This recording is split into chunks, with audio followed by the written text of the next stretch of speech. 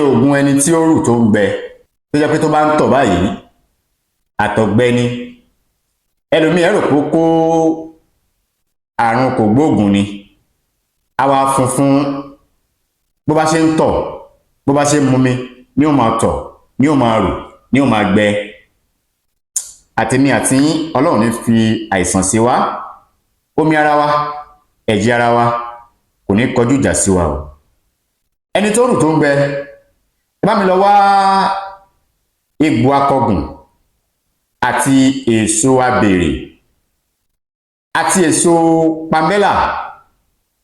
Abèrè yìí ẹ jẹ́ kí a gún mọ́ akọgùn àti èso pamẹ́là, ẹ̀gúsí inú pamẹ́là ni o. Kóró inú ẹ̀yẹn á pa á, ẹ̀gúsí inú ẹ̀ á sa tí ó gbẹ. Á wá lọ papọ̀ mọ́ egbò akọgùn àti abèrè. Àgbálùmọ̀ òun ni wọ́n ń pè ní pamẹ́là. Báwo la ṣe máa lò ó?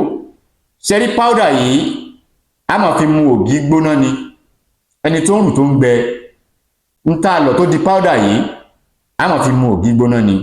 Ẹ dákun mo bẹ̀ yín, ẹ ní ṣe àṣedànù. Ẹ bá mi share program yìí, ẹ share, ẹ like, kí ẹ comment.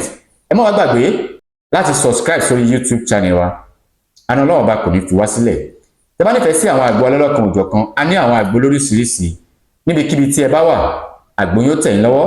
Bá ṣe ní àgbo la ní ọṣẹ ẹ̀yọ́nú, ọṣẹ atúdè, àgbélépọ̀tá, ọṣẹ àwúre bíbò àṣírí, tùràrí lóríṣiríṣi ó wà ní ọlọ́kan òjọ̀kan. Ìwọ tó lálàkàlà àbó òrórun sùn, eégún lé ẹ àbó òǹkiri ata lójú oorun. Àwọn iṣẹ́ wà tí a lè ṣe níbikíbi tí a bá wà, á tẹ̀ yín lọ́wọ́ gbogbo ṣe ń jẹ́ ti Elédùmarè. Ẹ lè fẹ́ pè wá, nọ́mbà tí ẹ máa pè ní sí ni 08039336675 tàbí 08087533584. Káfíńrì pàdé. Orúkọ mi ni Dr. Aviz Abolade ọmọ Aramide, agboolé Ìjagun nílùú Ìníṣà. Ìníṣà òye Ìníṣà òkú, ọmọ akógbórajó, ọmọ afiyànrin jẹ̀kọ́ gbóná.